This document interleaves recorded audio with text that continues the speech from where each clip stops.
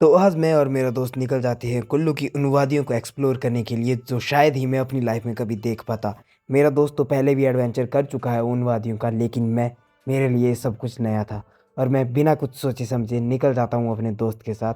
और ये वाली ट्रिप हमारा दोस्त स्पॉन्सर कर रहा है, तो इसलिए हमारा इसमें कुछ भी खर्चा नहीं आने वाला है। तो बाकी सारी टेंशनें घर में छोड़ के मैं और मेरा दोस्त निकल जाते हैं कुल्लू की उन वादियों को एक्सप्लोर करने के लिए।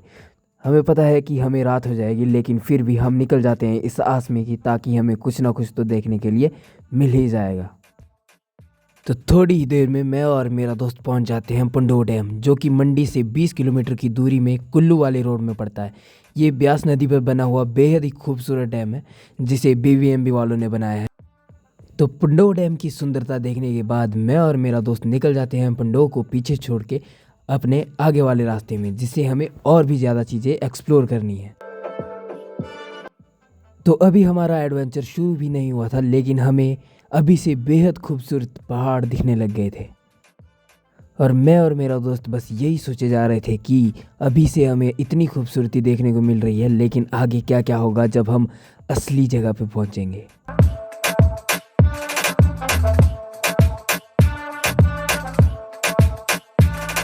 यकीन मानो ये अभी शुरुआत है। आगे आगे आपको प्रकृति के ऐसे दृश्य दिखेंगे जो आपने शायद ही कभी देखे होंगे। तो मैं और मेरा दोस्त दुनिया से बोर होके जा रहे हैं सुकून की तलाश में। शायद हमें वो वहाँ पे मिल जाए, 1-2 दिन का ही सही, लेकिन हम जरूर जाएंगे। तो मंडी और कुल्लू 4 लाइन के रास्ते में आपको ऐसी टनलें ज़रूर देखने को मिलेगी हर 5-10 किलोमीटर के बाद, क्योंकि ये टनलें हमें सीधा जोड़ती हैं मनाली से और इन टनलों की वजह से हमें बहुत ज़्यादा बेनिफिट होता है और ये वाली टनलें लॉन्ग डिस्टेंस को बहुत ही शॉर्ट डिस्टेंस में कन्वर्ट कर देती है।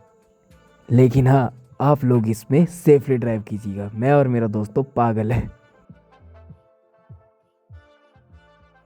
तो मोटो व्लॉगिंग करना मेरा शौक ही नहीं बल्कि मेरा सपना भी है और मुझे मोटो व्लॉगिंग करना बहुत अच्छा लगता है, जिसकी वजह से मैं खुद को और अच्छे से जान पाता हूँ और कुछ यादें समेट के रख रहा हूँ ताकि जब मैं बूढ़ा हूँ तो इनको देख सकूँ कि मैंने क्या क्या किया अपनी लाइफ में।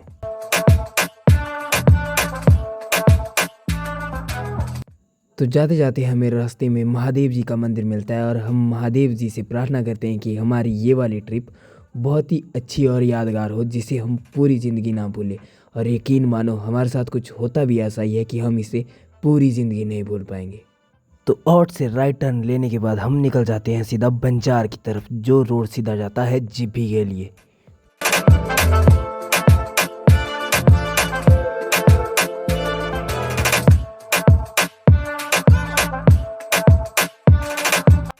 तो व्यास नदी के साथ चलने वाला ये रोड आप लोगों का दिल पहले ही मोह लेगा, क्योंकि आगे जो होने वाला है वो ना आपने सोचा है ना हमने कभी सोचा था। तो अभी हमारा आधा रास्ता भी कवर नहीं हुआ था, लेकिन पहाड़ों का विजुअल जो है धुंधला होने लगता है। हम थोड़ी देर रुक लेते हैं और इधर उधर की चीज़ें कैप्चर करने लगते हैं ताकि हम वो चीज़ें कैप्चर कर सकें जो हम अभी कैप्चर नहीं कर पाए। और चलते चलते हमें अंधेरा हो गया। रास्ते में एक और देवता से आशीर्वाद लेने के बाद हम निकल जाते हैं सीधा अपनी मंजिल की तरफ। लेकिन हमें आधे रास्ते में ही अंधेरा हो जाता है और सबसे बड़ी बात, हमें ट्रैफिक का सामना करना पड़ता है जो कि बहुत लंबा लगा हुआ था।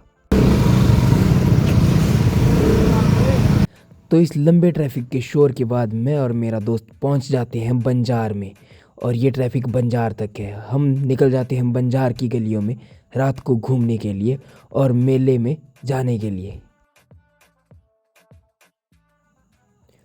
और ये यहाँ पे है देवताओं के बैठने का स्थान और ऊपर चला हुआ है नाइट प्रोग्राम।